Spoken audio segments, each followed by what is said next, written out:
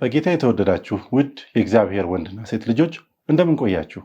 ይህ በሆፕ ቻናል ኢትዮጵያ በየሳምንቱ ወደ እናንተ የሚቀርበው የሰንበት ትምህርት ክፍለ ጊዜያችን ነው። የቆላስይስና የፊልጵስዩስ መልእክትን እያጠናን በዋና ርዕሱም ደግሞ ሰማይና ምድርን ማስታረቅ በሚለው ዋና ርዕስ ስር ብዙ ሐሳቦችን እየተመለከትን ዛሬ 11ኛ ሳምንት ላይ ደርሰናል። በነበሩን ጊዜያት ብዙ በረከት እንዳገኛችሁ ተስፋ እናደርጋለን። ምናልባት ግን ጥያቄዎች፣ አስተያየቶች ካላችሁ በስክሪኑ ላይ ባለው አድራሻ እንደዚሁም ደግሞ በዩቲዩብ ላይ ባሉት የኮሜንት ቦታዎች ላይ እንድጠቅሱልን ከወዲሁ በማስታወቅ ወደ ፕሮግራማችን እንገባለን። ከኔ ጋር ልቱን ላስተዋውቃችሁ። ምናልባት ለመጀመሪያ ጊዜ ይህንን እያያችሁ ያላችሁ ወንድሞች እህቶች ካላችሁ ከኔ ጋር ልቱን ላስተዋውቅ ወንድም ምስጋናው ክብረት ጥግ ላይ ይገኛል። ወንጌላዊ በረከት ደሳለኝ እንደዚሁም ደግሞ እህት ምንትዋብ ሰብለወርቅ አብረውኝ ይገኛሉ። እኔም በረከት ፈለቀ ከመላው የስቱዲዮ ባለሙያዎች ጋር በመሆን አብራችሁን ቆዩ እንላለን። ቀደም ብዬ እንዳልኩት 11ኛ ትምህርት ላይ እንገኛለን። መግቢያ ጥቅሱን አነበውና ወንድማችን በረከት ጸሎት ያደርግልናል። መግቢያ ጥቅሱ የሚገኘው ቆላስይስ ምዕራፍ 3 ቁጥር 14 ነው። ቆላስይስ ምዕራፍ 3 ቁጥር 14። በቤታችን መጽሐፍ ቅዱስ ያለን ሁሉ ይህንን አብረን እንድናነብ አደፋፍራለሁኝ። በእነዚህም ሁሉ ላይ የፍጻሜ ማሰሪያ የሆነውን ፍቅርን ልበሱት። እደግመዋለሁኝ። በእነዚህም ሁሉ ላይ የፍጻሜ ማሰሪያ የሆነውን ፍቅርን ልበሱት። እንጸልያለን። ጌታ አምላካችን መድኃኒታችን ሆይ እናመሰግንሃለን። ስለ ቃልህ እናመሰግንሃለን። ሕይወት ስለሚሆነን ስለ ቃልህ፣ መንገድ ስለሚመራን ስለ ቃልህ፣ በጨለማ ውስጥ እና በጨለማው ዓለም ስንኖር ጌታ ሆይ ብርሃን ስለሚሆነን ስለ ዘላለሙ ቃልህ፣ ስለ የተስፋ ቃል ኪዳን ሁሉ በኢየሱስ ስም እናመሰግንሃለን። በሕይወታችን ሙሉ ቸርነትህ፣ በጎነትህና ፍጹም ስጦታ ሁሉ ጌታ ሆይ ስለበዛልን ስለገነንልን ጌታ ሆይ እናመሰግንሃለን። አሁን ጌታ ቃልህን በምንከፍትበት ጊዜ ሁሉ ጌታ ሆይ ልባችንን እንድትከፍት መንፈስ ቅዱስ ሕሊናችንን እንድታነቃ የቃልንም ፍችና ደጅ ደግሞ ጌታ ሆይ እንድትከፍትልን፣ እንድታበራልን፣ እንድታበራራልን በመካከላችንም እንድትሆን በኢየሱስ ክርስቶስ ስም እንለምንሃለን። አሜን። እግዚአብሔር ይባርክህ። የዛሬው 11ኛ ትምህርት ከኢየሱስ ጋር መኖር በሚል ዋና ርዕስ ስር ነው የምንመለከት። አስታውሱ እንደሆነ ባለፈው ሳምንት በኢየሱስ ሙሉ መሆን የሚል ነው። እንግዲህ የቆላስይስ መልእክትን ስናጠና ኢየሱስ ማዕከሉ መሆኑን እንመለከታልና ከተለያየ አቅጣጫ በኢየሱስ ያገኘ ነው ደግሞ ያ ምን ማለት እንደሆነ እያስረዳን ነው ጳውሎስ እየሄደ ያለው። ዛሬ ከኢየሱስ ጋር መኖር፣ ስለ ሰማያዊ ነገሮች ስለማሰብ፣ በላይ ያለውን እሹ ስለማለት፣ ደግሞ መገደል ስላለባቸው ነገሮች፣ በዛ ውስጥ ደግሞ ስለሚታየው ባህሪ አያይዘን እንመለከታለን። እስቲ ጥቅሱን እናንብበውና ከዛ በኋላ ወደ ጥያቄዎቹ እንሄዳለን። ቆላስይስ ምዕራፍ 3 ከቁጥር 1 ጀምሮ ነው ዛሬ የምናጠናው። ቆላስይስ ምዕራፍ 3 ወደ መጽሐፍ ቅዱሳችን ሄደን ከቁጥር 1 ጀምሮ ያሉትን ሐሳቦች እንመልከት። እንደዚህ ይላል። እንግዲህ ከክርስቶስ ጋር ከተነሳችሁ ክርስቶስ በእግዚአብሔር ቀኝ ተቀምጦ ባለበት በላይ ያለውን እሹ፣ በላይ ያለውን አስቡ እንጂ በምድር ያለውን አይደለም ብሎ ይጀምራል። እንግዲህ ጳውሎስ አሁን እንደገና በሌላ መልኩ በሕይወት የሚገለጥን ነገር እየተናገረ ያለ ይመስላል። እንደ ቅድመ ሁኔታ ግን ደግሞ የሚያስቀምጠው ነገር አለ። በላይ ያለውን ለማሰብ እንደ ቅድመ ሁኔታ የሚያስቀምጠው ነገር፣ እስቲ ስለሱ እናውራ። ከዛ እዚህ ቦታ ላይ ያለውስ ሐሳብ ምን ማለት ነው? በላይ ያለውን መሻት ወይም መፈለግ ወይም በላይ ያለውን ማሰብ።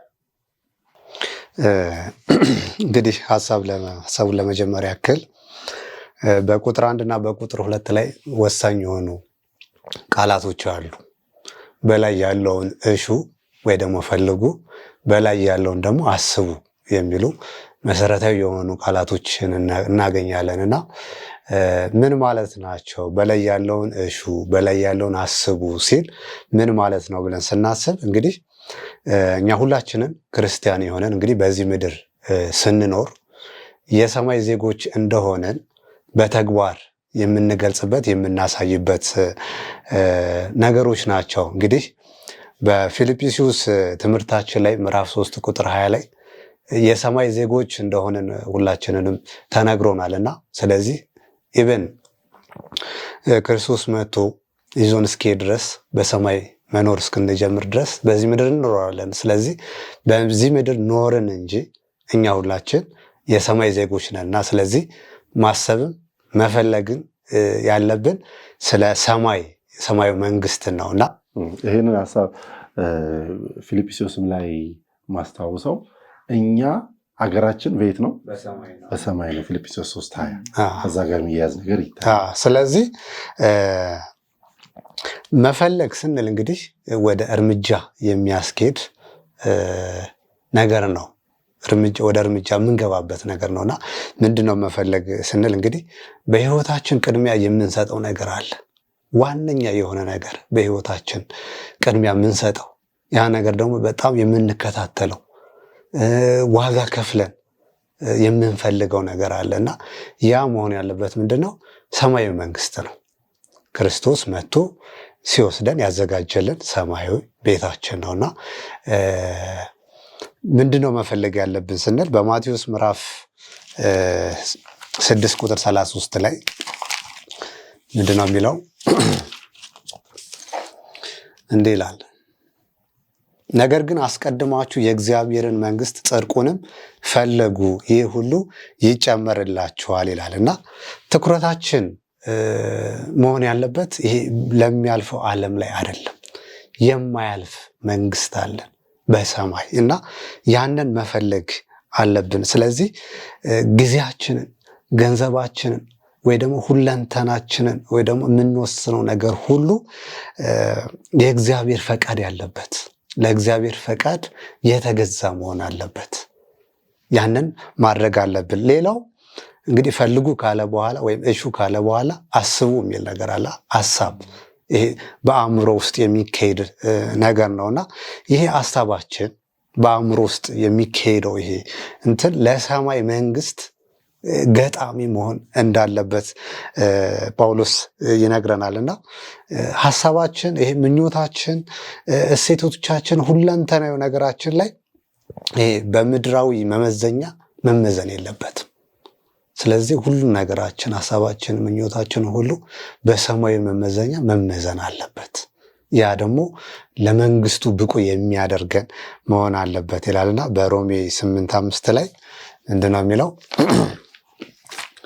ሮሜ 8:5 እንዲህ ይላል፣ እንደ ሥጋ ፈቃድ የሚኖሩ የሥጋን ነገር ያስባሉ፣ እንደ መንፈስ ፈቃድ የሚኖሩ ግን የመንፈስን ነገር ያስባሉ ይላል። ስለዚህ ሐሳባችን መሆን ያለበት መንፈሳዊ ነገር ብቻ ነው መሆን ያለበት። ስለዚህ ይሄ አስተሳሰባችን፣ ምኞታችን፣ እሴቶቻችን ሁሉ ለመንግስቱ ገጣሚ የሆኑ መንፈሳዊ አስተሳሰብ ሊኖረን ይገባል። ስለዚህ ምንድነው ማድረግ አለብን ስንል ህይወታችን በክርስቶስ ማዕከል መሆን አለበት። የክርስቶስ ማዕከል በህይወታችን መኖር አለበት ይላልና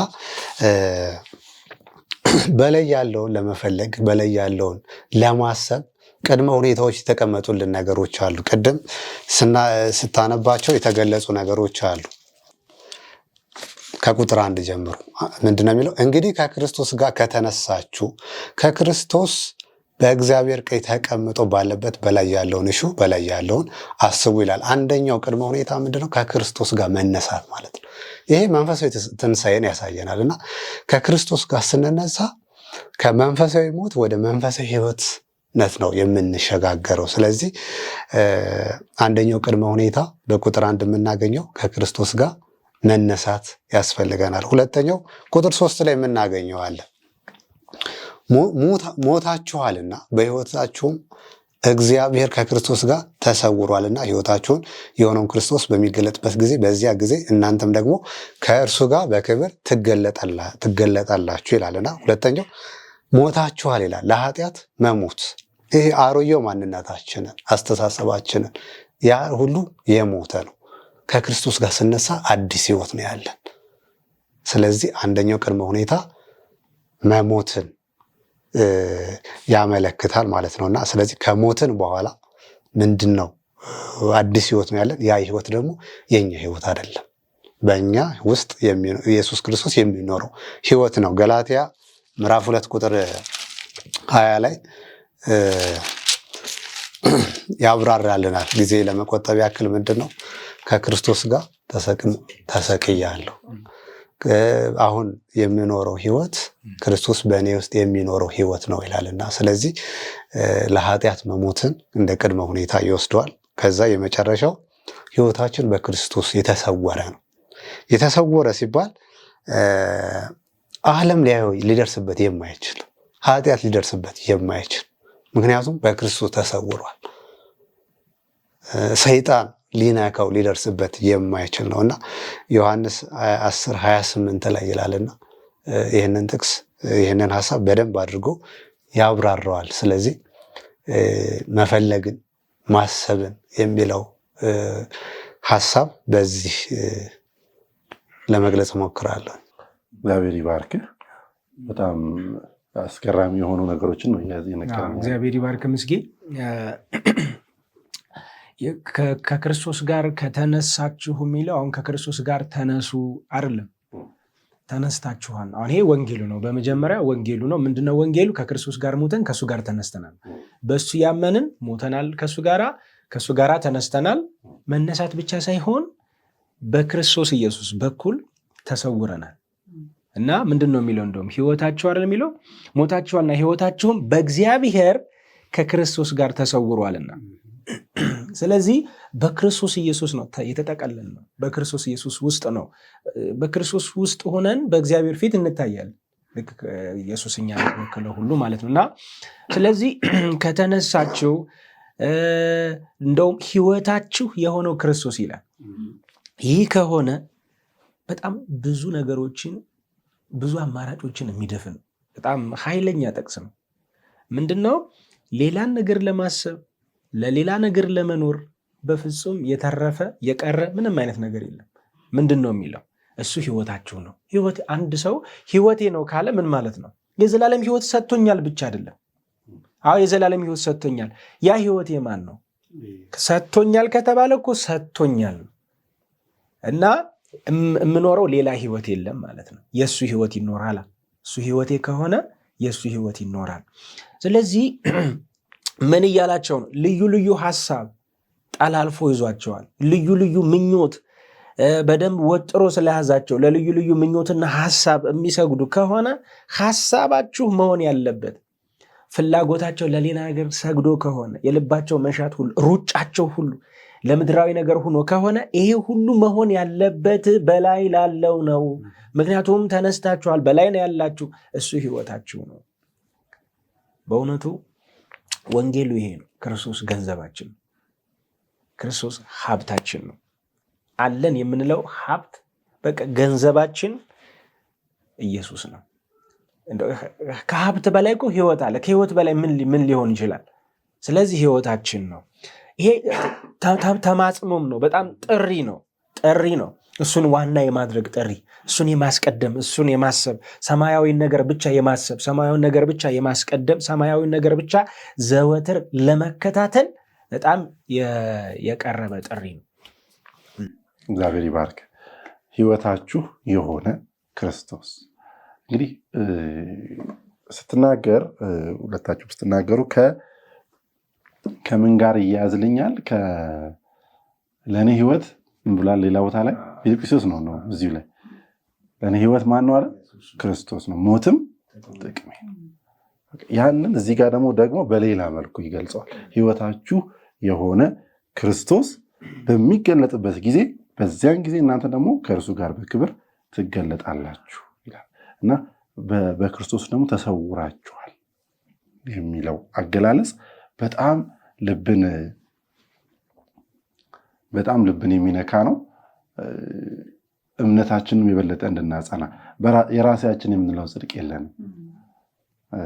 አንድ መዝሙር አለ እንደውም የምሰጥህ የለኝም መስቀልህን ብቻ አምናለሁ አንተም ብቻ አመንኩኝ ይላልና የጥንት አምባ ኢየሱስ ነው እሱ ይመስለኛል። አሁንና የለም በቃ ምንም የለም ከኔ የሆነ ነገር የለም የሚል ስለዚህ በኢየሱስ ውስጥ ተሰውረናል የሚለው ሐሳብ ያንን ይላልና ጥምቀትም ደግሞ ያንን ምሳሌ ሲያሳይ አሁን መሞትና መነሳት በምሳሌ የምንገልጸው ነገር ነውና አስተናቂ ነው። ጳውሎስ በሌላ መልኩ አሁንም የመዳንና ከጌታ ጋር የመጓዝን ነገር በሌላ አይነት መልኩ ጠንከር አድርጎ ሲገልጽ እናየዋለን። ተጨምሮ ሐሳብ አለ?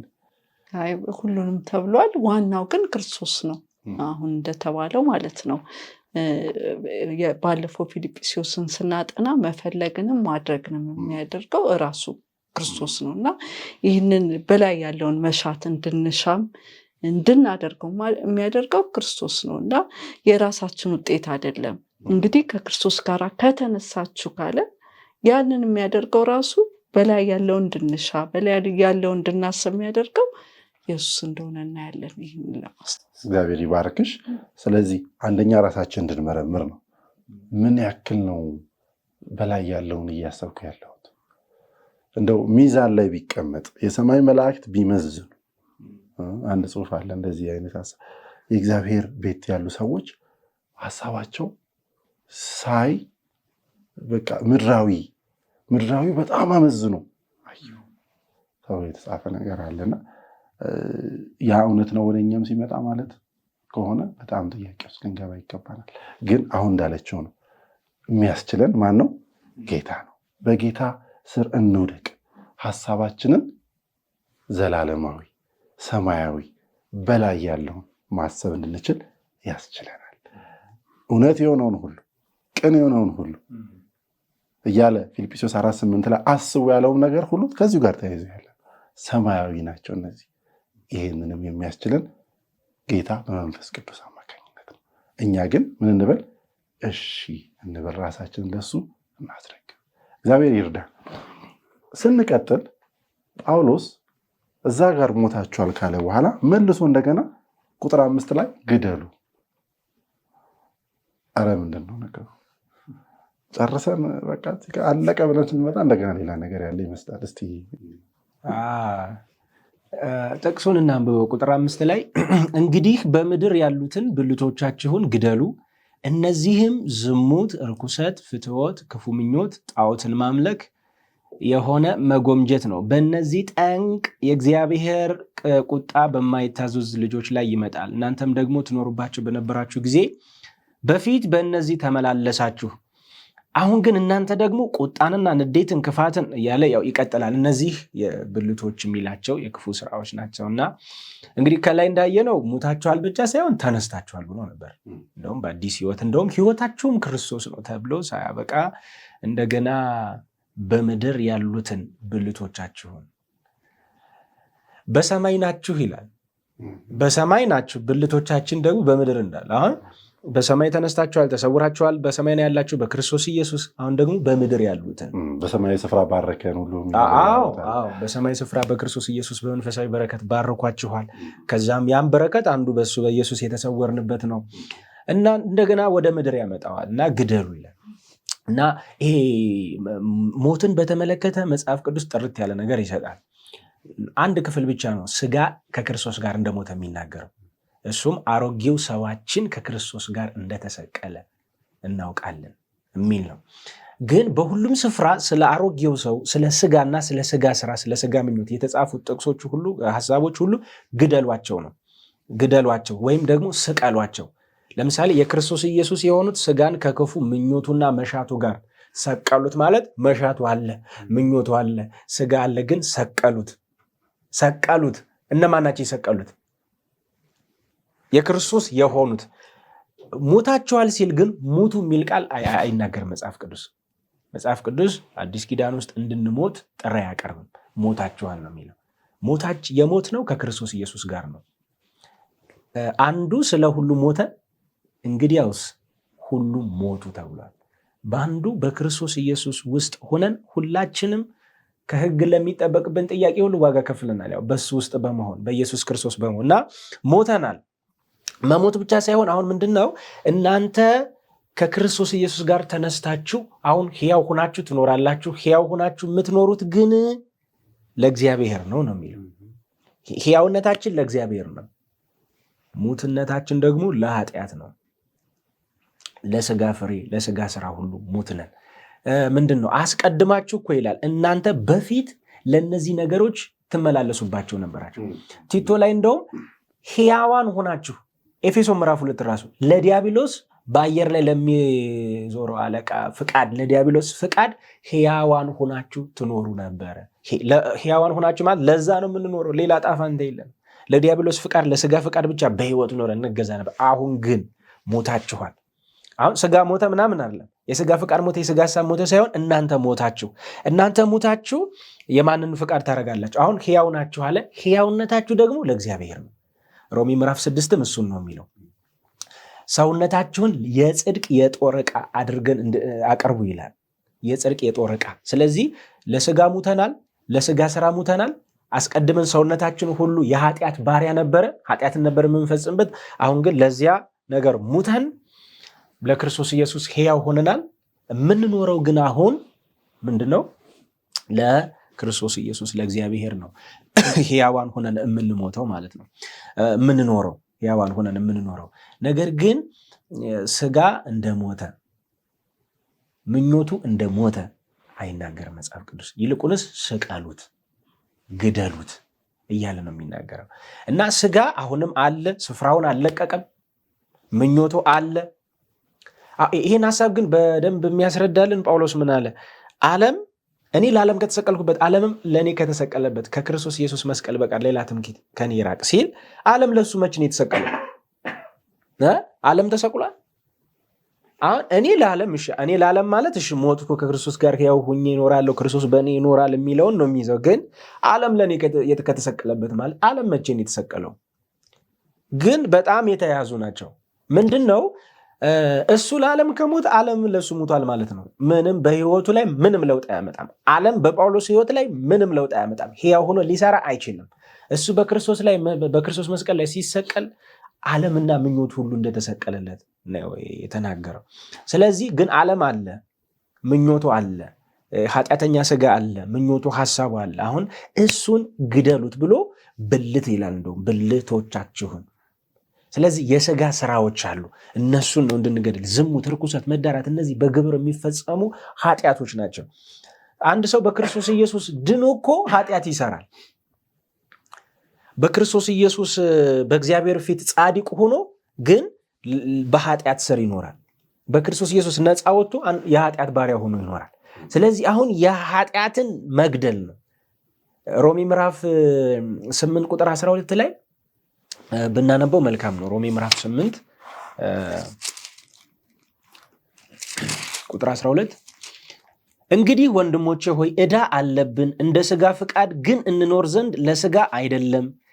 እንደ ሥጋ ፍቃድ ብትኖሩ ትሞቱ ዘንድ አላችሁና፣ በመንፈስ ግን የሰውነትን ሥራ ብትገድሉ በሕይወት ትኖራላችሁ። አሁን ምንድነው ጥሪው? ለመንፈሳዊ ሕይወት በመንፈስ ቅዱስ መንፈሳችን ነቅቶ በክርስቶስ ኢየሱስ ሕያዋን ሆነናል። መንፈስ ቅዱስ በልባችን አድሯል። አሁን በመንፈስ ጦርነቱ እዚህ ጋር ነው። በመንፈስ በወኔ ወይም በውሳኔ አይደለም። በመንፈስ በውስጣችን በሚኖረው መንፈስ እንደገና በተነሳንበት በክርስቶስ ኢየሱስ ሕይወት፣ በዛ ሕይወት ኃጢአትን ግደሉ። ሌላኛው ትርጉም እንደውም በእናንተ ዘንድ ያለውን ኃጢአት ግደሉ ነው የሚለው። ይሄ ደግሞ በመንፈስ የሰውነትን ስራ ነው የሚለው። በእናንተ ውስጥ የሚኖር ኃጢአት አለ። ድነናል፣ በእግዚአብሔር ፊት ጸድቀናል፣ ዋጋ ተከፍሎልናል። አዎ፣ ግን በእኛ ውስጥ የሚኖረውን ኃጢአት እንድንገድል፣ ያው የምንገድለው ደግሞ ዘወት በመንፈስ ቅዱስ በዛ ሕይወት ድል በመንሳት። የመጨረሻው ጥቅሴ ሮሜ ምዕራፍ 13 ላይ ቁጥር 11 ጀምሮ ላንብበው። ከእንቅልፍ የምትነሱበት ሰዓት አሁን እንደደረሰ ዘመኑን እወቁ። ካመንበት ጊዜ ይልቅ መዳናችን ዛሬ ወደኛ ቀርቧልና ይልና፣ ሌቱ አልፏል፣ ቀኑም ቀርቧል። እንግዲህ የጨለማውን ስራ አውጥተን የብርሃንን ጋሻ ጦር እንልበስ። በቀን እንደምንሆን በአግባብ እንመላለስ።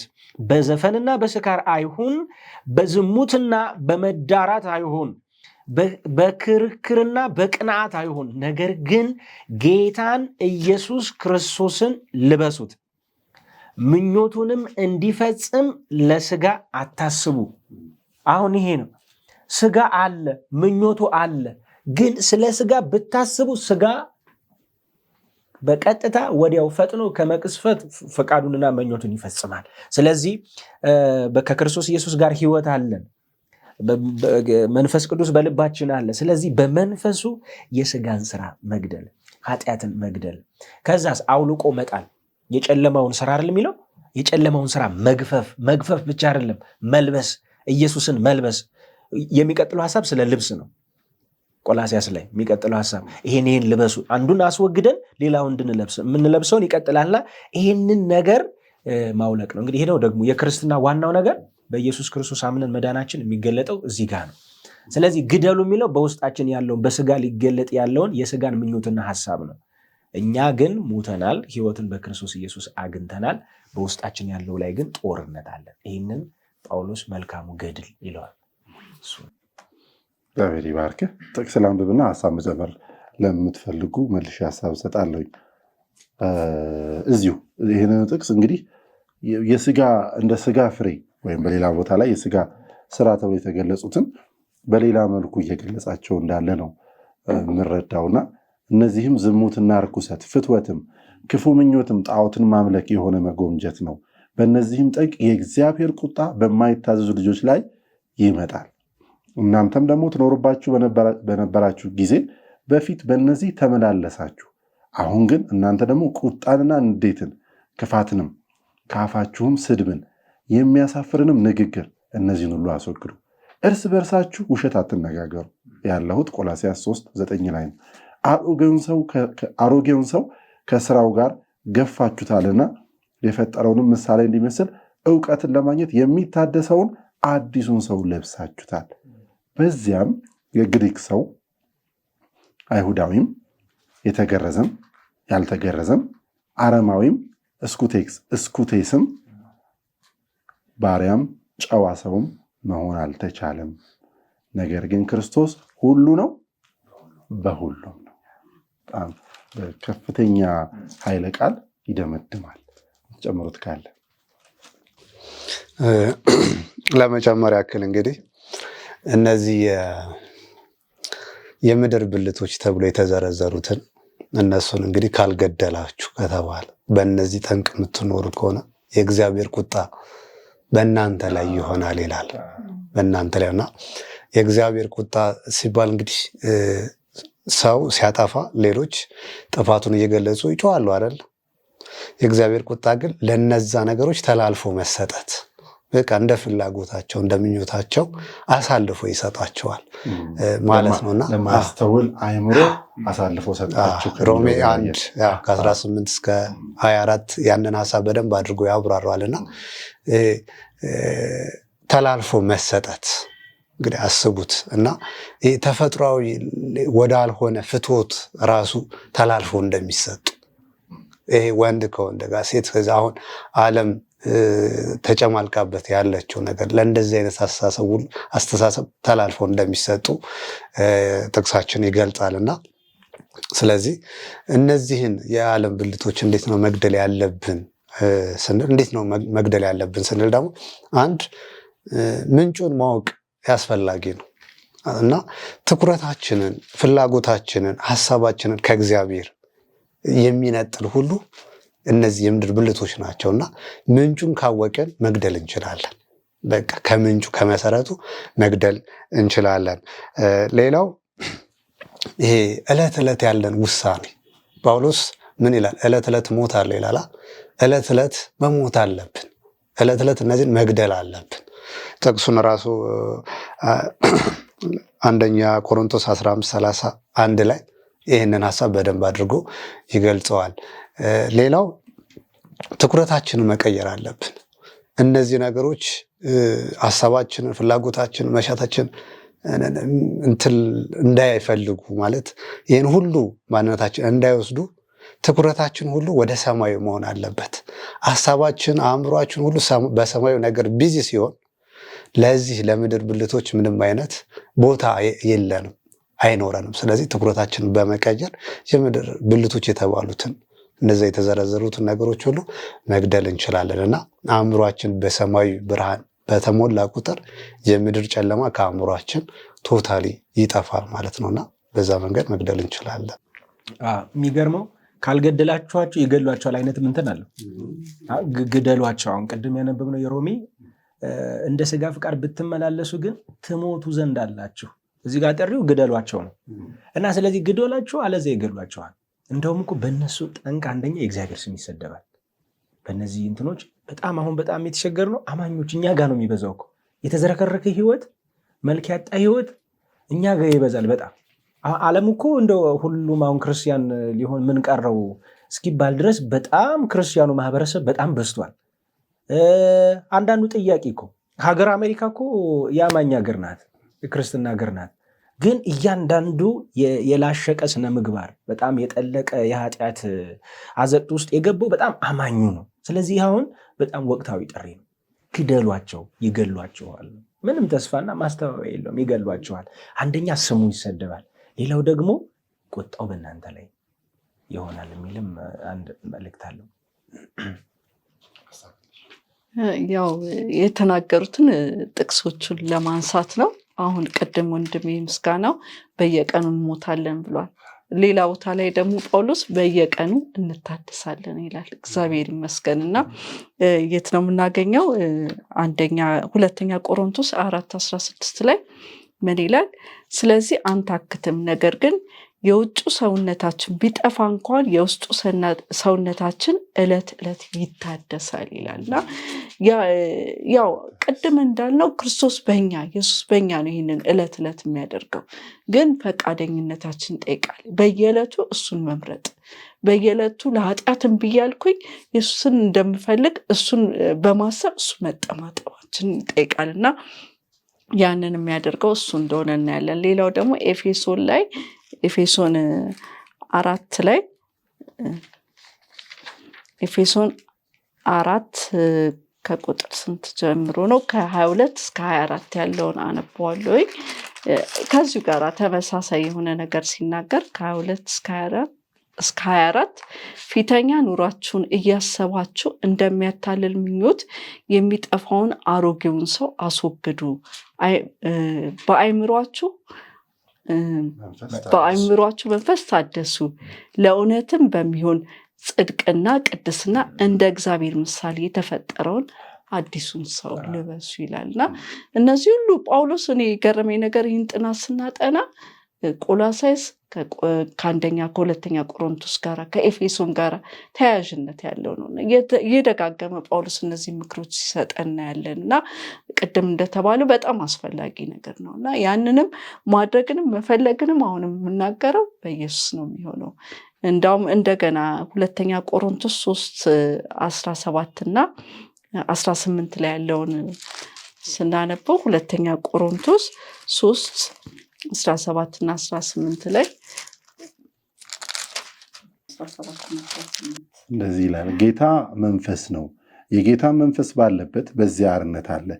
እኛም ሁላችን በመጋረጃ በማይከደን ፊት የጌታን ክብር እንደ መስታወት እያብለጨለጭን መንፈስ ከሚሆን ጌታ እንደሚደረግ ያን መልክ እንመስል ዘንድ ከክብር ወደ ክብር እንለወጣለን። አሜን። ይህንን ጥቅስ ሲጠቅስ አርነት የሚሰጠን ሌላ ቦታ ራሱ እውነትን ታውቃላችሁ እውነትም አርነት ያወጣችኋል ይላልና ከዚህ ካረጌው ማንነት አርነት ሊሰጠን የሚችለው እና ደግሞ ሊለውጠን የሚችለው የእሱን ክብር ደግሞ ልክ እንደ መስታወት ነው አይደለም ያብለጨለጭን ከክብር ወደ ክብር እንድንለወጥ የሚያደርገው አሁንም ኢየሱስ እንደሆነ እናያለንና በሙሉ ማንነት ራሳችን ለሱ ስንሰጥ አዲስን ሰው ሊያደርገን ይችላል። አዲሱን ሰው መልበስ እንችላለን። ይህንን ያስተምረናል።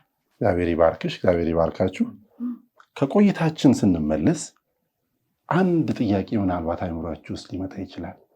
አማኝ የሆነውም ሰው ኃጢአት ይሰራል፣ ከጌታን የማያምነውም ሰው ኃጢአት ያደርግ፣ ደግሞ መልካም የሆኑ ደግሞ ከእግዚአብሔር ቤት ውጭ ያሉ እጅግ ሰዎች ደግሞ እንደዚሁ በጌታ ቤት ያለው ነገር፣ እስቲ ስለሱ ትንሽ ነገር እንላለን። ከቆይታ በኋላ እንመለሳለን። አብራችን ቆዩ።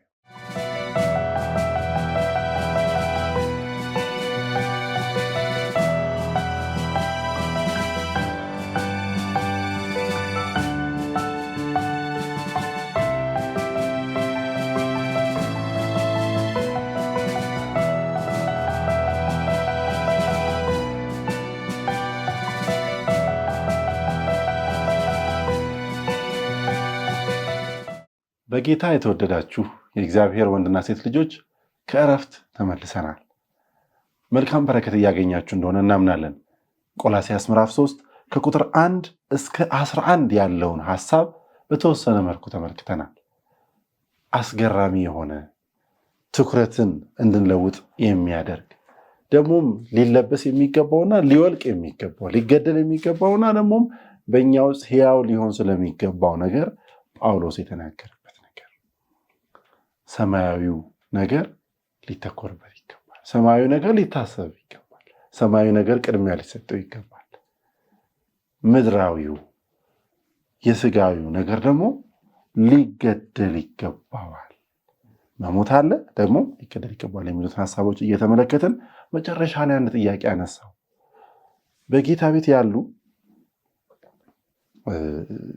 ምናልባት በኃጢአት ውስጥ ያሉ ሰዎች ደግሞ በዓለም ላይ ያሉ በኃጢአት ውስጥ ያሉ ሰዎች እንዴት ነው የምንለያቸው የሚለው ነገር እንዴት ነው መጽሐፍ ቅዱስ በተለይ ከዚህ አንጻር የሚያስቀምጥልን ነገር ትንሽ እንላለን። ቃል በቃል ከሀሳቡ ጋር ባይገናኝም ነገር ግን አይምሯችሁ ውስጥ ሊመጣ ይችላል ብለን ስለምናስብ ወደዚህኛው ሀሳብ መተናልና እስቲ ትንሽ ልዩነት በጣም አለው። አንደኛ በክርስቶስ ኢየሱስ ያላመነ ሰው የመዳን ምንም አይነት ተስፋ የለውም። እግዚአብሔር የሚያካክሰው ከግምት የሚያስገባው ነገር የለውም። እንደዛ ቢሆን ምንም አይነት መልካም ሰው ቢሆን ምንም ጭራሽ ያ ቢሆን ኢየሱስ አይሞትም ነበር። እኛን ሊያግዘን አይደለም የመጣው ኢየሱስ፣ ሊረዳን የማንችለው ነገር ትንሽ አግዞን ከዛ ሊያበቃን አይደለም የመጣው። ሙሉ በሙሉ ተስፋ ቢስ ስለሆነ ከክርስቶስ ኢየሱስ ባለ እምነት ውጭ የሆነ ሰው በስነ ምግባሩ ግሩም ባህሪያት ቢኖር ቀደም ስንል ነበር። አንዳንዴ ከውስጥ ካሉ ይልቅ ባህሪያቸው እነዚህን አሁን የምንጠቅሳቸውን ባህሪ የሚኖሩ ሰዎች አሉ። ለምሳሌ ማይዘሙቱ ባህሪያቸው ስክን ያለ መልካም ባህሪ፣ ትህትና ያላቸው። አንዳንድ ጊዜ እንደውም የጌታ ልጆች በጣም ትዕቢተኛ ሲሆኑ በውጭ ያሉ እንደውም ትህትናቸው የባሰ ይሆናል። ግን ያኛው ምንም ሆነ ምንም ተስፋ የለውም። እግዚአብሔር ከግምት የሚያስገባው ነገር የለም። ጽድቃችን የመርገም ጨርቅ ስለሆነ እግዚአብሔር ይባርክ። ጽድቃችን የመርገም ጨርቅ ነው እና በኃጢአትና በመልካም ስራ መካከል፣ በስጋ መልካም ስራና በስጋ ኃጢአት መካከል እግዚአብሔር ምንም ልዩነት አያደርግም። ከስጋ የተወለዱት ስጋ ናቸው ስለሚል ማለት ነው። ግን እዚህኛው ስንመጣ ይሄኛው በክርስቶስ ኢየሱስ አምኗል፣ በእግዚአብሔር ፊት ጸድቋል። አሁን ጳውሎስ ጥሪ እያደረገ ያለው ለቆላስይስ ሰዎች አሁንም እነዚህ ሰዎች ደግሞ ምንም እንኳን ትልቅ ልዩነት አላቸው። እነዚህ ስማቸው በሰማይ መዝገብ ሰፍሯል፣ የዘላለም ሕይወት አላቸው። ነገር ግን አሁን ልክ ጳውሎስ የዘላለምን ሕይወት ለመያዝ ተጋደል፣ መልካሙን ገድል ተጋደል ብሎ ጢሞቴዎስን እንደመከረው ይሄንን ሕይወት ለመያዝ ትግል እንዲያደርጉ ከዚህ በፊት በነበረውም ጥናት አይተናል። በፍርሃትና በመንቀጥቀጥ የሚለው መዳን ቸል የሚባል ነገር አይደለም። ዝም ብሎ ቀላል ነገር አይደለም። ታምናለህ፣ ትቆጥራለህ፣ ከዛ ሁሉ ነገር አበቃ የሚባል ነገር አይደለም። ስለዚህ እነዚህ ነገሮች ከሌሉን ምን ወደ ታች ያው ይጠቅሳቸዋል። ትህትና፣ አንድነት፣ ፍቅር እያለ ይቀጥላል። ወይም ደግሞ በተቃራኒ ዝሙት፣ ርኩሰት፣ መዳራት፣ እነዚህ ልዩ ልዩ ኃጢአቶች ሁሉ በእኛ ካሉ ይሄኛው ተስፋ የለውም። ግን ይለያያል። ጻድቅ 7 ጊዜ ይነሳል። ለአማኝ ኃጢአት የሚወድቅበት ነው እንጂ የሚኖርበት አይደለም። መኖሪያው በፍጹም አይደለም። አማኝ በኃጢአት ሊኖር አልተጠራም። ስጋን ግን ሊገድል ተጠርቷል። እንደው ለኃጢአት እንዳንገዛ ነው ጥሪ የቀረበልን፣ የኃጢአት ባሪያ እንዳንገዛ። ስለዚህ ሰው ይወድቃል፣ ግን እንደገና ይነሳል። በድካማችን ሊራራልን የሚችል ሊቀ ካህን ያለን ማለት እኮ ትደክማለህ ማለት ነው። ይደክማል፣ ግን እንደገና ተነስቶ ጸንቶ እንትን ይላል። ዮሐንስ መልእክት፣ አንደኛ ዮሐንስ መልእክት ምዕራፍ 2 ቁጥር 28 ላይ አሁንም ልጆቼ ሆይ በሚገለጥበት ጊዜ እምነት እንዲሆንልን በመምጣቱም በእርሱ ፊት እንዳናፍር በእርሱ ኑሩ።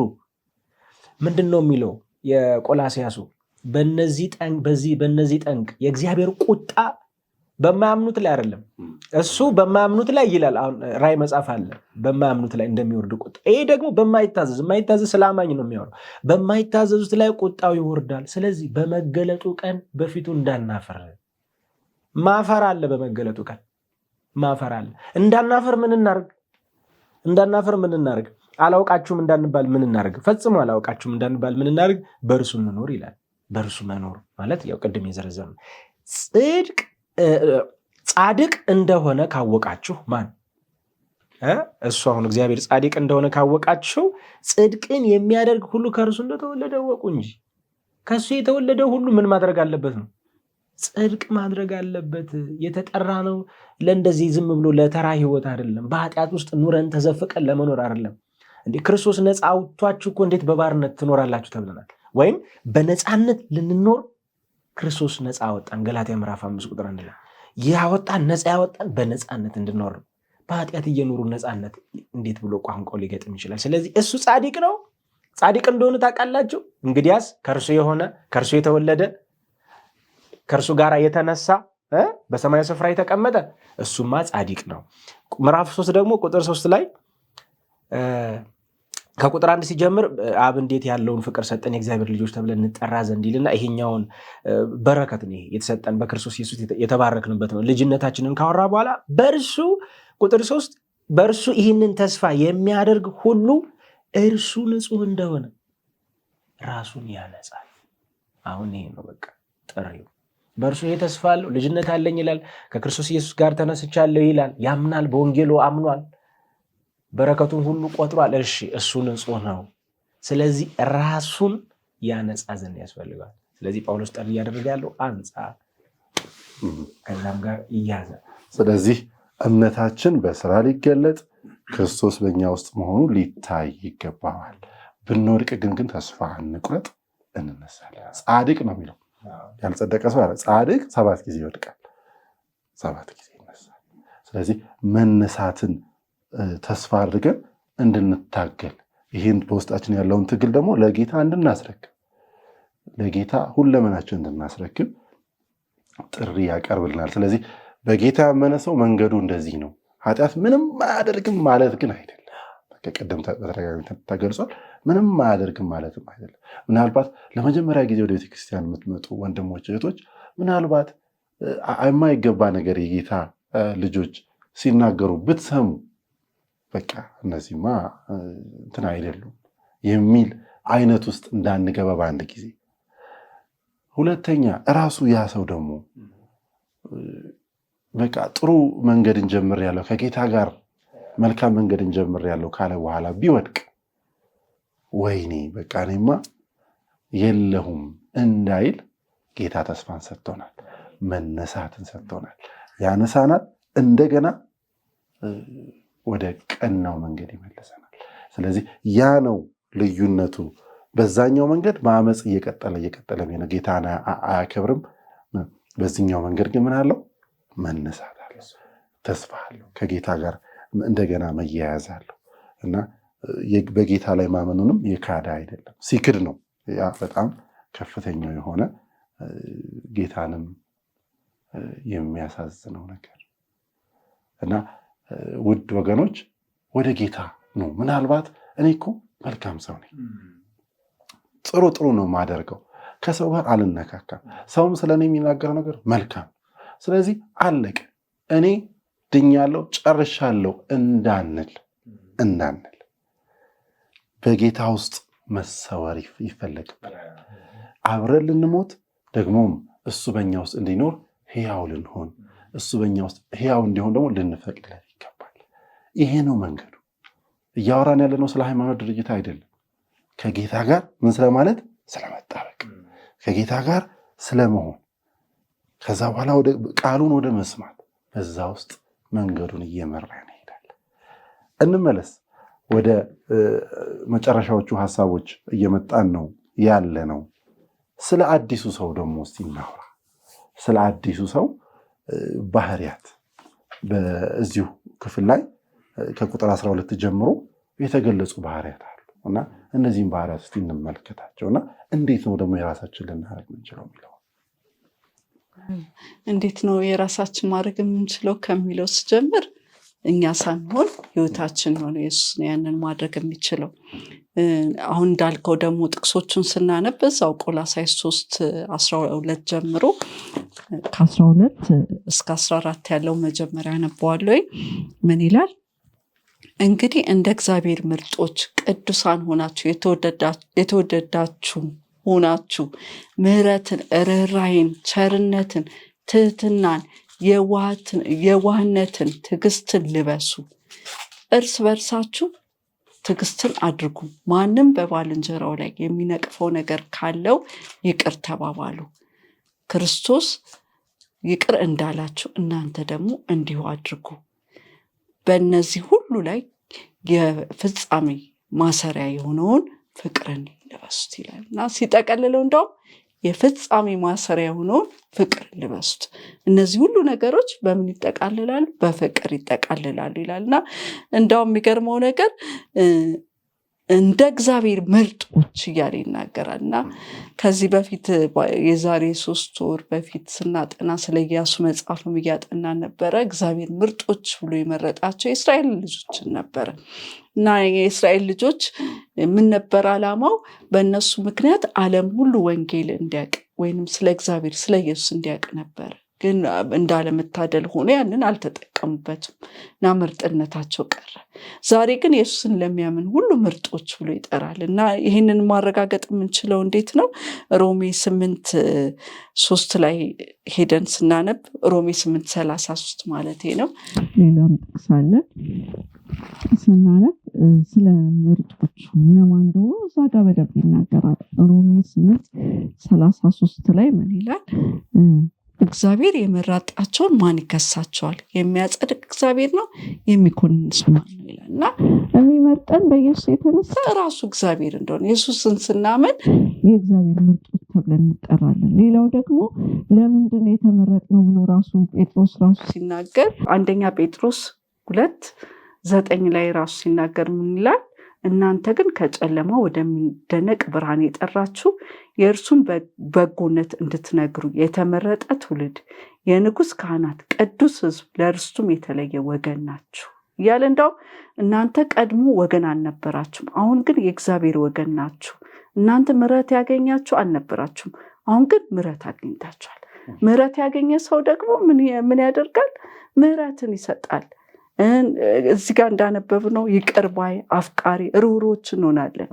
ያ ደግሞ ከማን የተነሳ እንደሆነ እናገራለን፣ ኢየሱስን እንሰጣለን ማለት ነው እና ለዓላማ ነው የተጠራ ነው የእግዚአብሔር ምርጦች ስንባል እና የሰማይ ዜጋ ወይንም አዲስ ሕይወት የሚታየው ቅድም እንዳነበብነው ቆላስይስ ላይ የተነተናቸውን ቆላስይስ ቅድም ከ12 ጀምሮ እንዳነበብኩት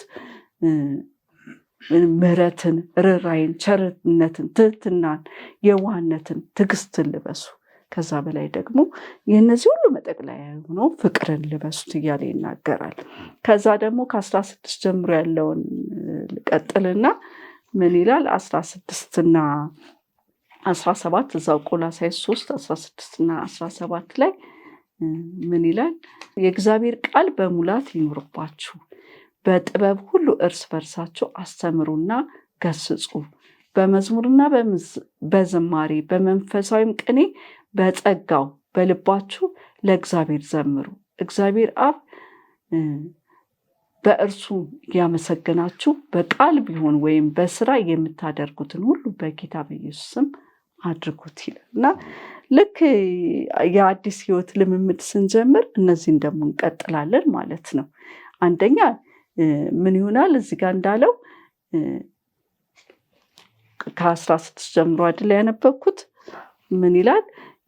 የእግዚአብሔር ቃል በሙላት ይኖርባችሁ። ቃሉ በሙላት ይኖረናል። ሲጀመር ኢየሱስን የሚያሳየን ወይንም ደግሞ እነዚህን ፍሬዎች እንድናፈራ ወደ ኢየሱስ እንድንጠጋ የሚያደርገን ቃሉ በሙላት ሲኖረን ነው። ያንን ደግሞ በዝማሬ እንገልጸዋለን። እንደውም ይሄ ሰንበት ትምህርታችን ስለ መዝሙርና ዝማሬ ሲናገር በጣም ጠቃሚ እንደሆነ ይናገራል። አንደኛ የእግዚአብሔርን ቃል እንድናሰላስለው፣ እንድናስታውሰው፣ ህይወታችን ወደሱ እንዲጠጋ፣ እንደውም የታመመ ሰው ራሱ ፈውስን እንዲያገኝ፣ ጥሩ አስተሳሰብ እንዲኖረን ያደርጋል። ያው እንደምናውቀው መዝሙር መጽሐፍ እኮ በመዝሙሮች የታጨቀ ነው። መዝሙርና ዝማሬዎችን የታጨቀ ነው እና በመጽሐፍ ቅዱሳችን ላይ የምናገኘው የዳዊት መዝሙር ማለት ነው። እና ያ ሙር በቃ ዳዊት ስለ እግዚአብሔር ባሰበ ቁጥር፣ የእግዚአብሔር ምሕረት ባሰበ ቁጥር፣ የእግዚአብሔር ማንነት ባሰበ ቁጥር፣ ለእስራኤል የተደረገውን ሁሉ ባሰበ ቁጥር ያን ሁሉ መዝሙርና ቅኔን ሲደረድር እናያለን። እንደዛው ደግሞ ክፉ ሙዚቃ ከሆነ ደግሞ ወደ ክፉ ይመራናል። መልካም ሙዚቃ አለ፣ ክፉ ሙዚቃ አለ እና መምረጥ አለብን። ሁሉም ወደ እግዚአብሔር ይስበናል ማለት አይደለም እና ጥንቃቄ ይፈልጋል። ግን የተደረገልን በማሰብ ስናዜም ይበልጥ ደግሞ ወደሱ ያስጠጋናል። ይህንን እናያለን ማለት ነው። እግዚአብሔር ይባርክሽ። እንግዲህ እሷ ስትናገር ወይም ጥቅሶቹንም እዚህ ጋር ያሉትን ስናነብ ከመንፈስ ቅዱስ ፍሬ ጋር ገላትያ ምዕራፍ 5 ላይ ካሉት ጋር ተመሳሳይ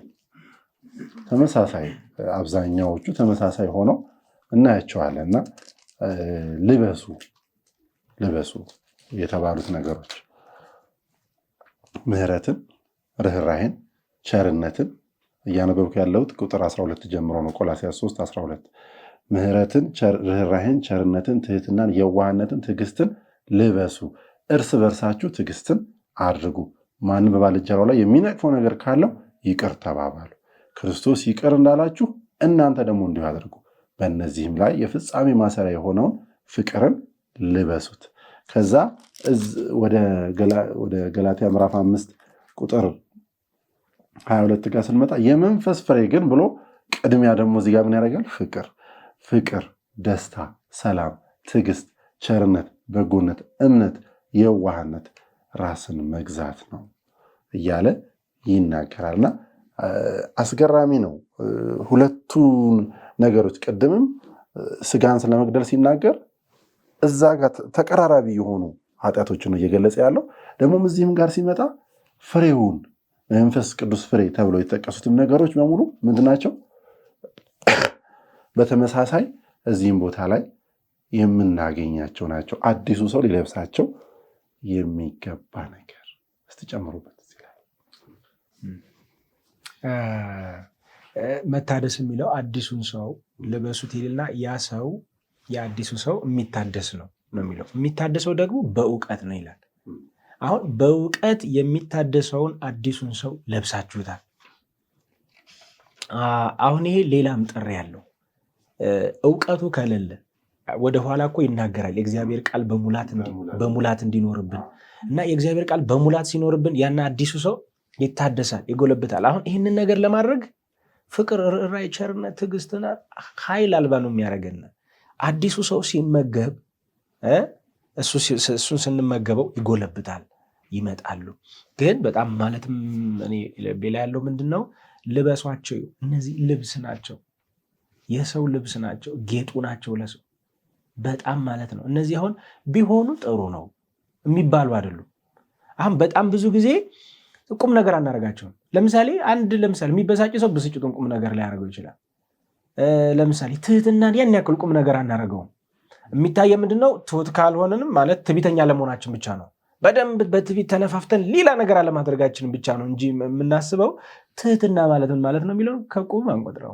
ርኅራኄ ምንድን ነው? በቃ ጨካኝ ሆነን ካልተራረድን ይበቃናል። በቃ ለኛ ካልተገፋፋን ርቀታችንን ጠብቀን በቃ ራሳችን ርኅራኄ ይላል፣ ምሕረት ይላል።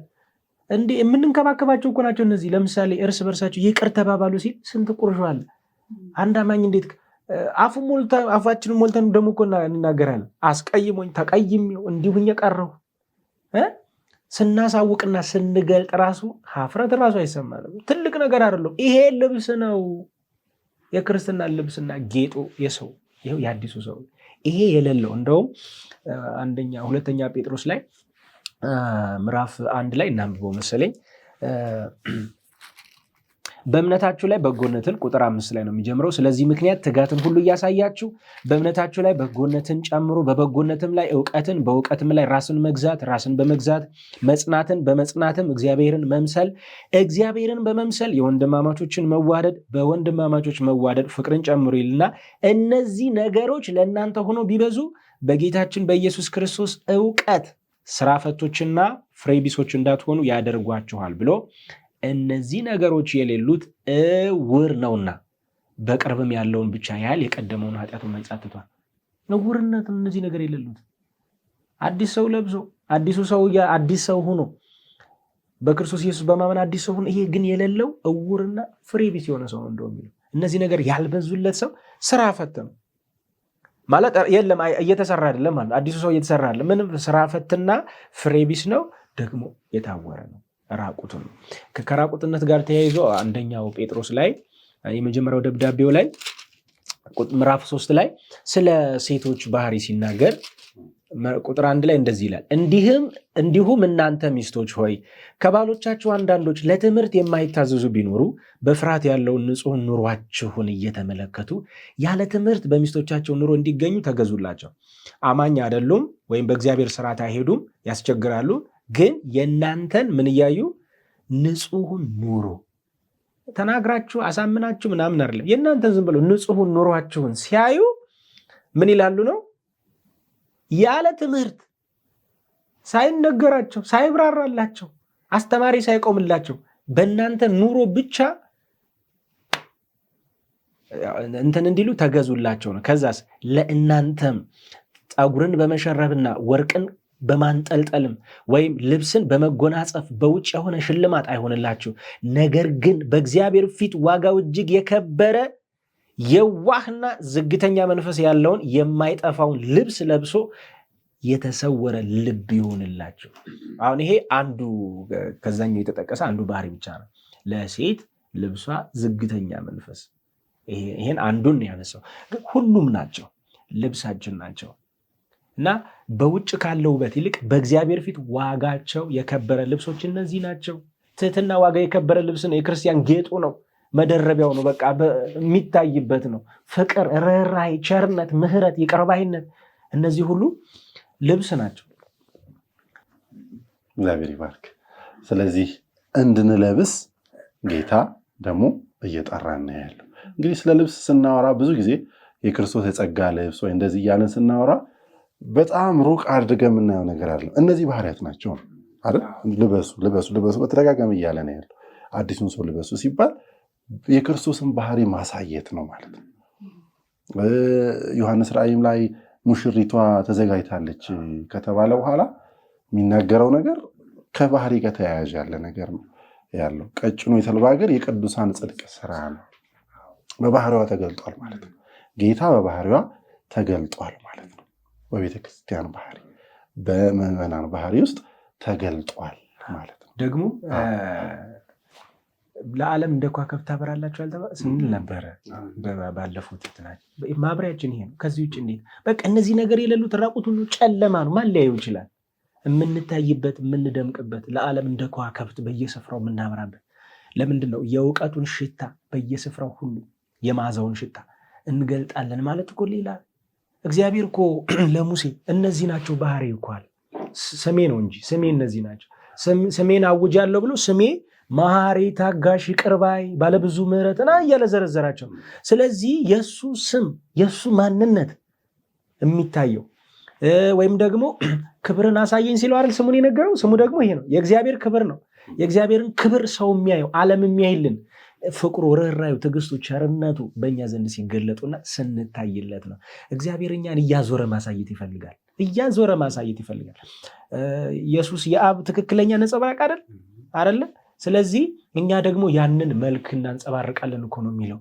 መልኩ ምሕረቱ፣ መልኩ ፍቅሩ፣ መልኩ ትዕግስቱ፣ መልኩ ርኅራኄው፣ ቸርነቱ እነዚህም ሁሉ ደግሞ እኛ እያንጸባረቅን እናሳያል። ለእኛ ሕይወት፣ የዘላለም ሕይወት፣ ለሌላው የመዳን ምልክት፣ ለእግዚአብሔር ደግሞ የምስጋናና የክብር ፍሬ ይሆናል። ለእግዚአብሔር ክብር ያመጣል፣ ለእግዚአብሔር ምስጋና ይጨምራል።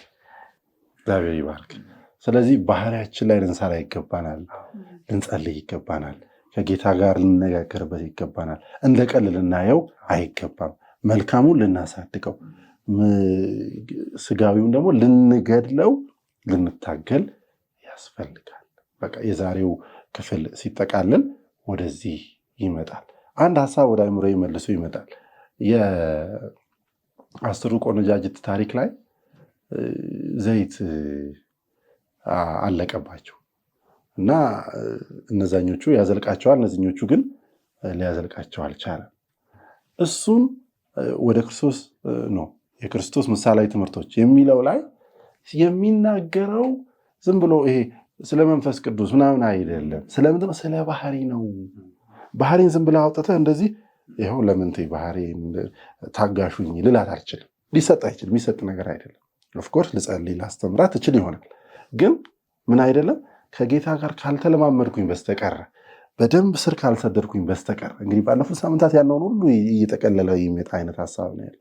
እንደዛ ካልሆንም በስተቀር ምን አይደለም እንዲህ ዝም ብሎ በቃ ታጋሽ ምናምን ዝም ብሎ እንዲህ አንስተ ሰላም መስጠት የሚቻል ነገር አይደለም። እና ስለዛ ነው ይሄ የባህሪ ጉዳይ በጣም ቀላል ነገር አይደለም። እና ዓለምም ዛሬ የራሱ ጉዳይ ያለችው ነገር ያለ ይመስላል። በተወሰነ መልኩ ሞራል ታስተምራለች እንጂ የተወሰኑ ነገሮች ከተሟሉ መንፈሳዊ እንትኑ ብቻ ጥሩ ሰው ሁን ቢጉድ እነ ኮንፊሽየስ የሚያስተምራል በቃ ጥሩ ሰው ሁን እና ጥሩ ሰው ደግሞ በሰው ስታንዳርድ ሌላ ውስጣዊ መቀየር ይሄ መሞት ምናምንን አይጠይቅም፣ መታገልን አይጠይቅም። ዓለማዊው ዛሬ በጣም እየታየ ያለ ነገር ግን ከጌታ ጋር ምንድነው እሱ ከውስጥ ወደ ውጭ የሆነ ለውጥ በጌታን ማሳየት እና ያ ደግሞ አስደናቂ የሆነን የክርስቶስን ባህሪ ያሳያል። እና እግዚአብሔር ይርዳን። ይህን ደግሞ በጸሎት ልንታገልበት የሚገባ ነገር ነው። የጸሎት ርዕሳችን ሊሆን ይገባል። ከጌታ ጋር ባለን የጸሎት ጊዜ አንዱ ርዕሳችን ሊሆን ይገባል። ዛሬ ጌታን ላሳይህ እወዳለሁ። ጌታ ሆይ አንተን የማያስከብረውን ነገር ከኔ አስወግድልኝ፣ ደግሞ የሚያስከብረውን ደግሞ ማሳደግ እንድችል እርዳኝ። የሆነው ሁሉ ደግሞ መልካም ከሆነም ደግሞ ከአንተ ብቻ ነው፣ በራሴ የምኮራው ነገር የለኝም ብለን በእግሩ ስር ሁሌ መውደቅ እንድንችል እግዚአብሔር ይርዳን። መፈለግንም ቅድም ተብሏል፣ ማድረግንም በእኛ ውስጥ የሚያደርገው ራሱ ነው። ስለዚህ ራሳችንን ለሱ እናስረክብ። ሌላ ብዙ ታሪክ አልተጠየቅም። በቃ እንጣል ራሳችንን በሱ ላይ። ጌታ ደግሞ ያስችላል። ድንቅ በሆነ ሁኔታ በእኛ ውስጥ ይሰራል። እንዴት ተውኩት ያንን ኃጢአት እስክንል ድረስ፣ እንዴት ቻልኩኝ እስክንል ድረስ ያስችለናል። እግዚአብሔር ይርዳን። አሁንም የጸሎት ርዕሳችን እንዲሆን በዚሁ በማስታወስ ወደ ፕሮግራማችን መጨረሻ እንመጣለን። ወንድማችን ምስጋናው ጸሎት ያደርግልንና እንጨርሳለን። በሰማይ የምትኖር እግዚአብሔር አምላክ በልጅህ በኢየሱስ ክርስቶስ ስላስተማርከን፣ የሚገባንን ስለተናገርከን፣ ሁለንተናችን ሰማይን ብቻ ማሰብ እንዲችል አንተን ክርስቶስን መልበስ እንድንችል ጌታ ሆይ ልብሳችን ደግሞ በፍቅር የጸና የታሰረ እንዲሆን ጌታ ሆይ ልብሳችን አንተ ስትሆን ሁሉም አንተን ያያሉና ጌታ ሆይ አንተን ብቻ መልበስ እንድንችል ትረዳን ዘንድ ለምንሃለን። አሮጌውን ነገር አውልቀን ጌታ ሆይ አሮጌው ማንነታችን በመስቀል ላይ ሰቅለን አዲሱን ማንነት ለብሰን እስከ አንተ ፍጻሜ ድረስ መዝለቅ እንድንችል መንፈስ ቅዱስ ኃይልና ብርታት የሆነን ዘንድ ለምንሃለን። በነገር ሁሉ አንተ ብቻ ከፍ በል፣ ሁሉን ነገር ደግሞ እንደ ፍቃድ አድርግልን። ስለ ስም ስትል አሜን። ከእኛ ጋር የነበራችሁትን ሁሉ እግዚአብሔር ይባርካችሁ ለማለት እንወዳለን። ሳምንት ከሌሎች ጋር አብሮ መኖር በሚል ርዕስ እንመለከታለን። ዛሬ ከኢየሱስ ጋር አብሮ መኖር ነው ያልነው። ከሌሎች ጋር አብሮ መኖር በሚል ርዕስ ሳምንት እንመለሳለን። እስከ ሳምንት ተባረኩ። ቸር ሰንብቱ።